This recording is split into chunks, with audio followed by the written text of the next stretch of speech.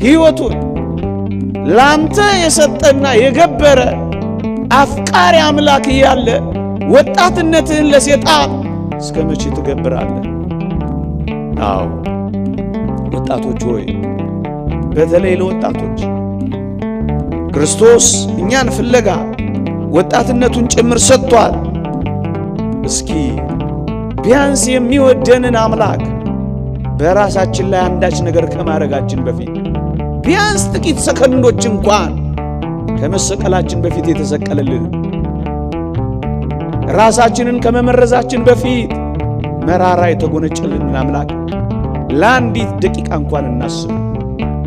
ያን ጊዜ በዘላለም ፍቅር መውደዱ ይገባናል።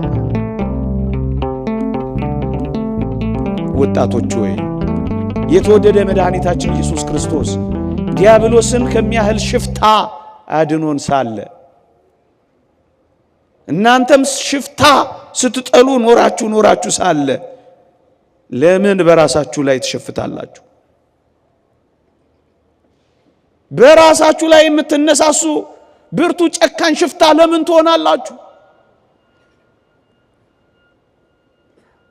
የተወደደ መድኃኒታችን ኢየሱስ ክርስቶስ ዲያብሎስን ከሚያህል አውሬ ካዳነ በኋላ ወንድሜ ሆይ ይህን ዲያብሎስን አውሬውን ስትሸሽ ከኖርኩ በኋላ ለምን ለራስ ማትራራ ጨካኝ አውሬ ትሆናለህ? ብዙዎች በራሳቸው ላይ ማይራሩ ጨካኝ አውሬዎች ሆነው ራሳቸውን ሲገሉ እንሰማለን። እባብን ሲነድፍ እባብ ራሱን ነድፎ ሲገል ብዙ አልታየም። ራሱን የሚነድፍ እባብ አይተሃልን? ወጣቶች ከክፉ እንስሳት እንኳን ማነስ ይገባል። የሚወድ የሚያፈቅር የተቤዠ አምላክ እያለ እንዴት ይሄ ይሆናል? በዘላለም ፍቅር ወድጄሃለሁ አንተ የኔ ነህ የሚለውን ድምፅ መስማት ምንኛ መረጋጋትን ያመጣል። ወገኖቼ፣ የተወደዳችሁ ወጣቶች፣ ምናልባት በዚህ ዘመን ራሳችሁን ጥሉ፣ ራስህን ጥላ